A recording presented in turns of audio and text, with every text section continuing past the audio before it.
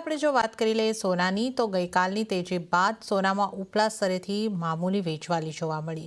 જોકે તેમ છતાં કોમેક્સ ઉપર ભાવ 3370ના સ્તરોના ઉપર કામકાજ કરતા અત્યાર સુધી આપણને જોવા મળી રહ્યા છે। સ્થાનિક બજારમાં રૂપિયામાં મજબૂતીની પણ થોડી અસર છે અને કિંમતો જે છે 1,01,100ની આસપાસ આપણને બનતી જોવા મળી રહી છે। તો સોનામાં ઉપલા સ્તરેથી 1% જેવું દબાણ બનતું આપણે જોઈ રહ્યા છે।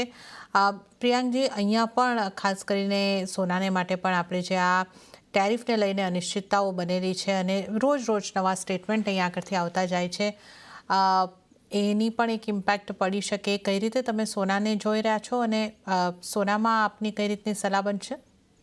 જો સોનામાં અત્યારે ડેફિનેટલી જે મુવમેન્ટ્સ આપણે જોઈ રહ્યા છે એ સ્ટેટમેન્ટ્સના ઉપર આવે છે। કાલે બી આપણે ઇવનિંગ ટાઈમમાં જોયું કે જેવી રીતે પ્રેસિડેન્ટનો ટ્વીટ આવ્યો અને પ્રાઇસીસે રિએક્ટ કર્યું અને પ્રાઇસીસ વેન્ટ નોર્થવર્ડ।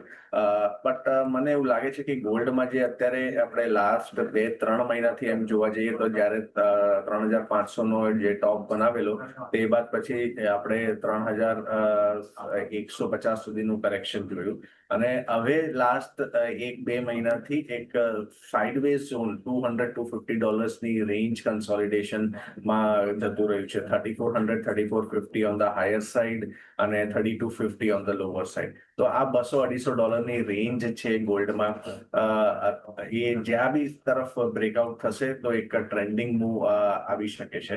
તો અગર બુલ્સને લઈ જવું હોય ગોલ્ડને 3,800-4,000 સુધી તો ડેફિનેટલી ટ્રિગર રહેશે કે 3,450-3,500ના ઉપર અગર જ્યારે બી સસ્ટેન થાય તે બાદ જ આપણે કોઈ બાય પોઝિશન્સ બનાવવી જોઈએ। નહીં તો ત્યાં સુધી જ્યાં સુધી આ ઇન્ટેક્ટ છે રેન્જ, તો રેન્જ પ્લે કરવું જોઈએ ટ્રેડર્સને। અત્યારે આપણે 3370-80ના આસપાસ ટ્રેડ્સ થઈ રહ્યા છે, તો અહીંયા આપણે higher side of the range છે મારા હિસાબે। તો અહીંયાથી એક મને એવું લાગે છે કે ડાઉનફોલ અગેન આપણે 3,300-3,280 સુધી એક્સપેક્ટ કરી શકીએ છીએ। તો ટ્રેડર્સ પોઈન્ટ ઓફ વ્યૂથી રેન્જ પ્લે કરવું જોઈએ। 3,380-3,400 એક રેઝિસ્ટન્સ ઝોન છે, અગેન 3,300-3,280 આ સપોર્ટ ઝોન છે। તો એકોર્ડિંગલી ટ્રેડર્સે પોઝિશન્સ બનાવવી જોઈએ। ઓકે, તો એક રેન્જને પ્લે કરવાની અહીંયા આગળથી વાત આપણે કરી રહ્યા છીએ, એટલે જો કોમેક્સના લેવલની જે રીતે અહીંયા આગળથી આપણે વાત કરી 3,280-3,300 નીચેની તરફ અને અત્યારે આપણે હાયર સાઇડ છે 3,370ની આસપાસ, તો આ રેન્જને અહીંયા આગળથી પ્લે કરીને આપ પ્લે કરી શકો છો। તો સોનામાં આ રીતનો એક વ્યૂ બની રહ્યો છે। પ્રિયંકજી, MCXના સ્તરોનું ધ્યાન રાખવું હોય તો સોના માટે કયા સ્તરો ધ્યાન રાખવા જોઈએ? તો અગર MCX ની વાત કરીએ તો MCXમાં આપણે કાલે 101,500ના આસપાસ ટ્રેડ્સ જોયેલા અને અત્યારે આપણે 101,100ના આસપાસ ટ્રેડ્સ થઈ રહ્યા છે। તો MCXમાં બી મને એવું લાગે છે કે જે રૂપીના કારણ જે વીકનેસ આપણે જોઈ છે એના લીધે MCXમાં ગોલ્ડને ફાયદો મળ્યો છે અને આપણે ઓલમોસ્ટ એક નવો હાઈ બી જ્યારે 3,500 ઇન્ટરનેશનલ માર્કેટ્સમાં બનેલો એ હાઈ બી ક્રોસ કરી લીધો છે MCXમાં।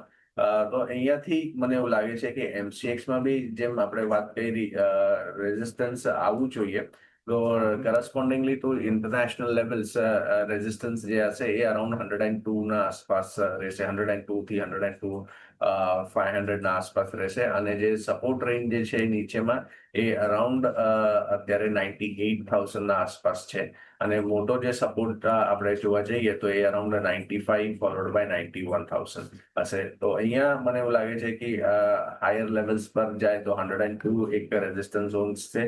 તો ત્યાંથી ફરીથી એકવાર આપણે માર્કેટમાં કરેક્શન એક્સપેક્ટ કરવું જોઈએ ટુવર્ડ્સ મે બી 1,99,500।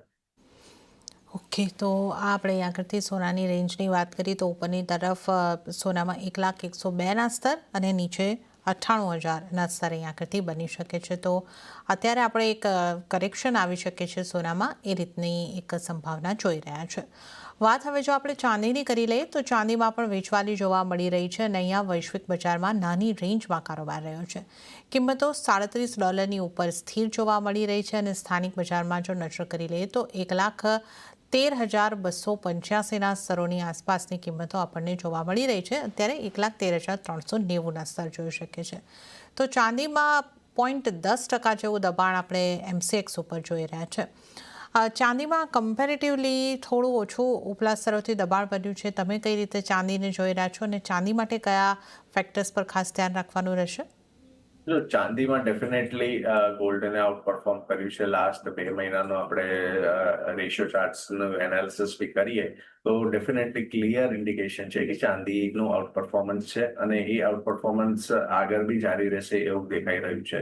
અત્યારે ચાંદીના પ્રાઇસીસ અરાઉન્ડ 3780 ના આસપાસ આપણે ટ્રેડ્સ થતા જોઈ રહ્યા છે અને અત્યારે એક અરાઉન્ડ 39.5 સુધી હમણાં જે રિસન્ટ ટોપ્સ બનેલા ત્યારબાદ થી એક શાર્પ કરેક્શન અગેન્સ્ટ 36.5 3620 સુધી આવેલું અને હવે એક રિબાઉન્ડ જોઈ રહ્યા છે. તો ચાંદીમાં બી મને એવું લાગે છે કે ફરીથી એકવાર રીટેસ્ટ પાછું થઈ શકે છે 36 થી લઈને 35 ઝોન. એ એક સ્ટ્રોંગ સપોર્ટ રહેશે માર્કેટ માટે. એ લેવલ્સ પર ડેફિનેટલી ઇન્વેસ્ટર્સ જે થોડું લોંગ ટર્મ યા તો મીડિયમ ટર્મ માટે પ્લે કરવું જોઈએ ચાંદીને તો એ લેવલ્સ પર ધ્યાન આપી શકે છે. અગર MCX સિલ્વરની આપણે વાત કરીએ તો અત્યારે 1,13,400 ના આસપાસ આપણે ટ્રેડ્સ જોઈ રહ્યા છે. રિસન્ટ જે આપણે સ્વિંગ હાઈઝ બનાવેલા એ અરાઉન્ડ 1,16,000 ના આસપાસ બનાયા અને ત્યાંથી એક સ્ટ્રોંગ કરેક્શન 1,10,000 ના આસપાસ જોયું. તો મને લાગે છે કે ફરીથી આપણે 1,10,000 1,08,000 ના આસપાસ આવે ચાંદી પ્રાઇસીસ તો એ ડેફિનેટલી ઇન્વેસ્ટર્સ માટે એક સારું અક્યુમ્યુલેશન ઝોન રહેશે ચાંદી માટે. અમે એક્સપેક્ટ કરીએ છીએ ચાંદીના prices in next 6 to 8 months 1,20,000 1,22,000 સુધી ચાંદીના પ્રાઇસીસ જઈ શકે છે. અને આ એક ઇન્વેસ્ટમેન્ટ હોરાઇઝન રાખવો જોઈએ આ ટ્રેડ પ્લે આઉટ કરવા માટે. વેરી શોર્ટ ટર્મમાં અત્યારે એવું લાગે છે કે અગર ટ્રેડર્સ પોઈન્ટ ઓફ વ્યૂથી જોઈએ તો રેઝિસ્ટન્સ મે બી અરાઉન્ડ 114 500 ના આસપાસ નો એક રેઝિસ્ટન્સ છે અને નીચેમાં જે સપોર્ટ છે એ 1,11,000 ના આસપાસ રહેશે. ઓકે, તો જે થોડો લાંબો સમય 6-1 મહિનાનો આપી શકે છે ઇન્વેસ્ટર્સ માટે અહીં આગળથી ચાંદીમાં બાયન ડીપની સલાહ બની રહી છે. 1,10,000 કે 1,08,000ની આસપાસની કિંમતો મળી છે. તો તમે મીડિયમ ટર્મ અહીંયા પણ એક વ્યૂ રાખીને ચાલો તો તમે બાય કરીને ચાલી શકો છો. 1,20,000 સુધીના ટાર્ગેટ 6 મહિનામાં બનતા આપણે જોઈ શકીએ છીએ. તો આ એક ઇન્વેસ્ટમેન્ટ પ્રોસ્પેક્ટિવથી સલાહ બની રહી છે. અને હવે